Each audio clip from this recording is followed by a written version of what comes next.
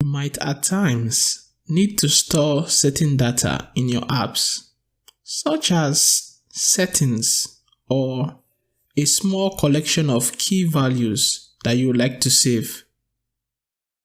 If that is the case, shared preferences might just be what you need. You can create a new shared preference file or access an existing one. You can access these files by calling get shared preferences or get preferences. If you use get shared preferences, this is used if you need multiple shared preference files identified by name. You might have different files that store these key value pairs and you want to identify them by name. You can use get preferences if you only need one shared preference file for an activity.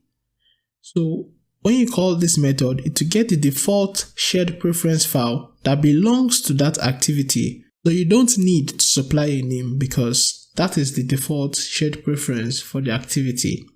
Now, you can use shared preference for settings or little values that you want to store. In the next lesson, we will dive into the code and play with shared preferences a little. See you in the next lesson.